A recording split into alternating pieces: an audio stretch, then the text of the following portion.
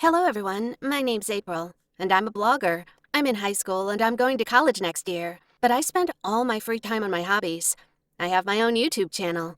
I have several hundred subscribers, and I even already have some advertising contracts. I get good money from it. Probably, many people may think there's nothing complicated in blogging. Just record a video, upload it to your channel, and that's it. No, sir. First, you need to come up with an idea for the video, then the script, then shoot it, edit, and finally post it. And all this takes a very long time. Besides, you need these videos to be watched, right? Otherwise, what's the point? Anyway, this thing isn't as simple as it seems to be, but that's what I thought when I first opened my channel. Plus, it turned out later that popularity has a downside. For example, I had to actually become someone who I'm not. Otherwise, my videos wouldn't gain a large number of views. So, today, I will honestly tell you everything. Make sure you watch this video to the end. And don't forget to put a thumbs up. Well, let me start from my YouTube channel first. It wasn't my dream to become a blogger or stuff. Yeah, I often surfed YouTube, watched different shows, reviews, programs on traveling, and so on, but I never really thought I would do it myself. It all happened by chance. We had a lot of extra classes at school. Students could choose whatever they liked. Well, I chose journalism and video making. But I signed up not because I really wanted to become a journalist. I did it just for the company. Yeah, and it was compulsory in our school to choose some extra classes, in addition to the basic school program. Well, I expected it to be a boring class. I thought the teacher would just tell us some boring theory and stuff. But I was wrong. Our teacher turned out to be a young guy who had his own blog. I can't say he was very popular, but some of his videos gained thousands of views. Mr. Wilshire immediately said he didn't plan to pack us up with theory. He said it was better to show us everything in practice. First, it was more interesting, and second, it may be helpful for us in the future. All in all, in the internet era, microblogging and TikTok, you never know when you're going to pick up a camera and shoot a viral video. So, the classes turned out to be very, very interesting. We studied the entire creation process, from choosing the scenery for filming to editing the video and uploading. He told us about everything: how to set up the camera, how to adjust the light, what clothes to wear, and many other things. Mr. Wilshire brought some cameras to the classes, and we even recorded a video for the school blog. Of course, we didn't publish these videos anywhere, but the teacher said we were going to need these records later to compare our next videos and mark our progress. Personally, I was very shy in front of the camera at first. It was quite easy for me to communicate with someone live, when a real person is sitting in front of me. Like, I answer questions, then I ask questions. But when the teacher asked me to sit in front of the camera one-on-one and say something, frankly, I was stunned. Well, how can you communicate with a soulless object anyway? In addition, the teacher sometimes asked us to improvise in front of the camera, as a training exercise. He told us a topic, for example, literature or movies, and we had to say something on it for a while in front of the camera. For a minute, each of us had to describe books or movies or just share our opinions. Then Mr. Wilshire gave us the recordings. Our homework was to analyze our behavior in front of the camera. For me, this part has always been the most disgusting. I've already said I was terribly shy in front of the camera. I constantly looked at the ceiling on the recording, then at the floor. I would roll my eyes, frown, or scratch my cheek. This was terrible. Honestly, I looked average. My clothes were dull and boring. But for me, this was a good motivation to work on myself and monitor my facial expressions, my body language, my speech in everyday life. For example, later I learned to smile in a different way. I used to smile artificially, as if I advertised my dentist services. But now, I smiled in a beautiful and mysterious way, as a girl should smile. Besides, I stopped constantly lifting up my eyebrows when I was thinking about something. Mr. Wilshire said when I started logical processes in my brain, I became formidable and intimidating. Subscribers weren't going to like it. Anyway, step by step, we learned to relax and feel more confident in front of the camera. In particular, we watched a lot of videos of famous bloggers. That was a great help to us. We watched various shows, streams, live broadcasts. We drew conclusions and analyzed the information. One day, Mr. Wilshire asked us to choose the most popular bloggers, watch a couple of their videos, and talk about their mistakes. Surprisingly, even the top bloggers, who had millions of subscribers, still made some mistakes. But they didn't worry about it at all. And that's why they were the top bloggers, probably. At the end of the year, Mr. Wilshire gave us the final project. We were supposed to open our own YouTube channel, shoot, edit, and upload 2 to 3 videos there. Okay, first I had to decide which topic my blog would be dedicated to. What would I tell my subscribers about?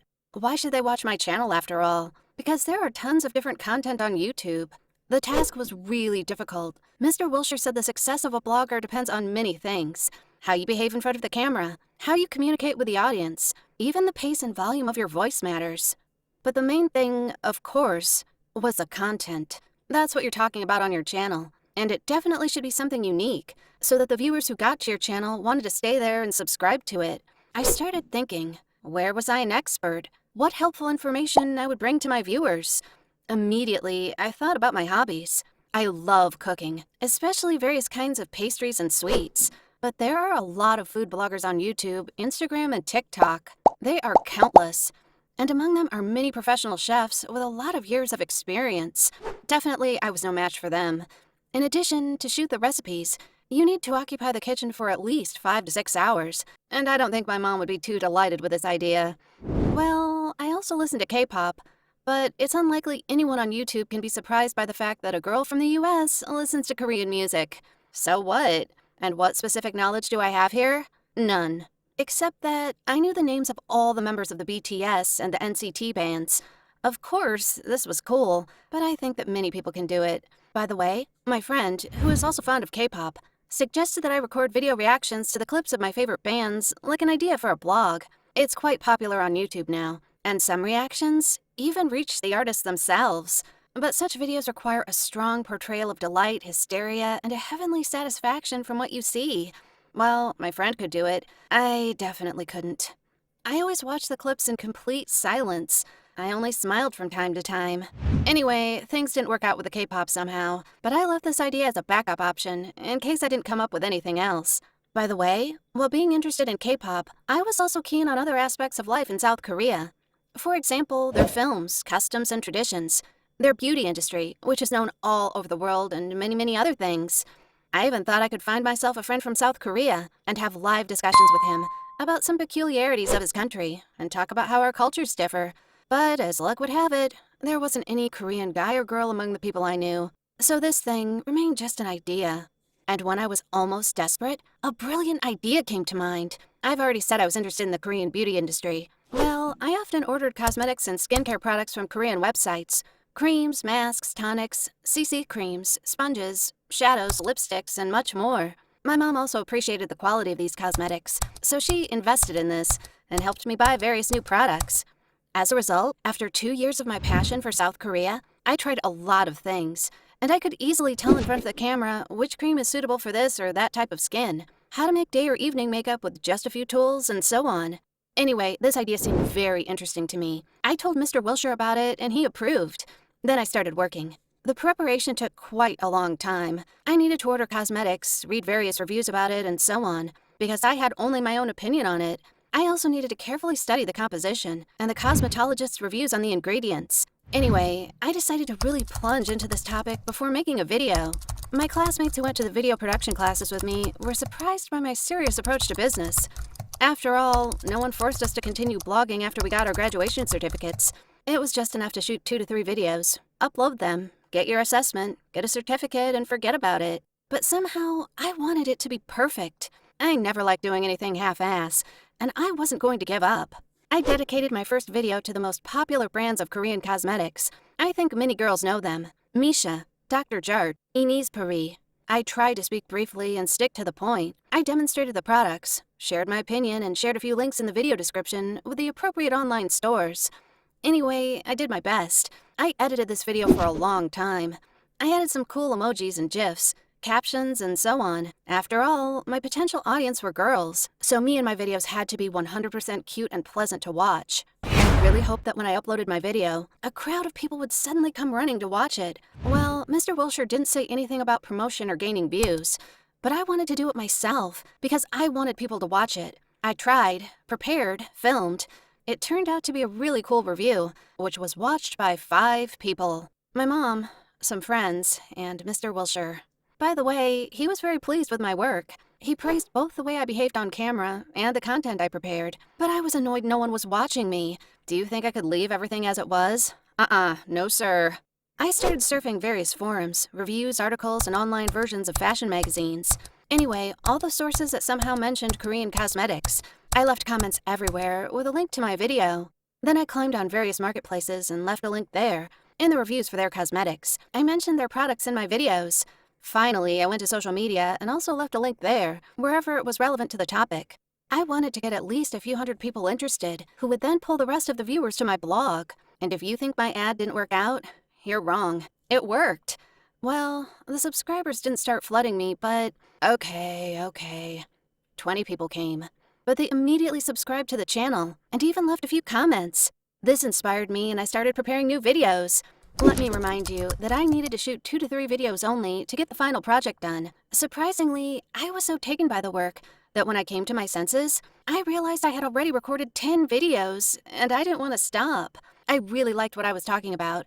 I liked studying Korean cosmetics. And slowly but surely, people started subscribing to my channel, and I was sincerely happy about it. Meanwhile, I also started running an account on Instagram. I uploaded some extracts from my YouTube videos there, or some short text reviews as posts, but blogging took up much of my time. My parents and friends were worried because I started refusing to see them. But as I said, video production is a complex and long process. And I probably would have stopped this, and I would have been satisfied with 500 subscribers watching my videos, but anyway, on April 1st, April Fool's Day, I decided to play a joke on my subscribers. They knew me as a positive but very serious girl who talked about Korean cosmetics like a real expert. I decided to post a video on April 1st where I would behave like a stereotypical silly girl, talking about how to do bright makeup. You know, I wanted to put on all sorts of highlighters, concealers, rhinestones, sequins, and a red lipstick to do the brightest makeup. I purposefully put on a dress with a terrible leopard print. I made a dumb hairstyle. I even changed my speech. I spoke more slowly. I inserted various slang words, made mistakes in the pronunciation, and giggled stupidly. So I just decided to create an image that was completely opposite to the real me. I thought we'd all laugh together and forget about this video. But what happened after I posted it put me in a state of long-lasting shock. The video started gaining views at cosmic speed. At first, my subscribers left a few comments. They appreciated my joke. But then other viewers came, who sincerely liked my way of telling about cosmetics and my stupid behavior. Anyway, in a day, I scored more than 1,000 views for the first time in my life. It was far more than any of the months of my previous blogging. When the views got closer to 30,000, I couldn't understand what the heck was going on. Turned out, this video, in this stupid image, with a story about the simplest makeup, interested more people than a good and informative review of cosmetics. I couldn't believe it. This video suddenly appeared in other blogs and reviews, and even was one of the top in YouTube search. Therefore, as an experiment, I made the same video again. I played the same image. This time, I made a review of various ways of creating a lip augmentation effect. Once again, it got more views than all my previous reviews combined. I felt like someone was playing a joke on me. Turned out, YouTube viewers don't really need helpful and informative content. The simpler, the funnier, the better. I had a conflict with myself. On the one hand, I understood this image wasn't me. I wasn't particularly comfortable with it. I just played my part and stupidly talked about something, acting like a regular bimbo. On the other hand, the number of views and subscribers had significantly increased, and this thing pleased my ego and promised possible income in the near future. I've been thinking for a long time of what to do. In the end, I remained a stupid blonde who liked catchy makeup, enlarged lips, hair extensions, and looked totally unnatural. I even went to a cosmetology clinic and increased my lips to correspond to my character even more. But later, this video gained more views than I could ever imagine. And then other cosmetology centers texted me with a request to advertise their services for a very decent fee. Anyway, now I have several contracts for advertising with beauty salons, cosmetics brands, hairdressers, a silver button from YouTube, and now I dream of a gold one, of course. Do I regret I had to sacrifice my real self in order to become a popular blogger? Yes, I really do. But there's no turning back now. Recently, I even removed my first videos from the channel because some of my new subscribers were very surprised seeing my old self. What would you do in my shoes? Would you give up the idea of blogging if your channel hadn't worked out from the start? Or would you use any other opportunity to become famous and make money from it? Feel free to share your answers in the comments below. Don't forget to like this video and subscribe to the channel. Lots of new stories are waiting for you. By the way, turn on notifications if you always want to stay tuned. See you later, guys. Bye.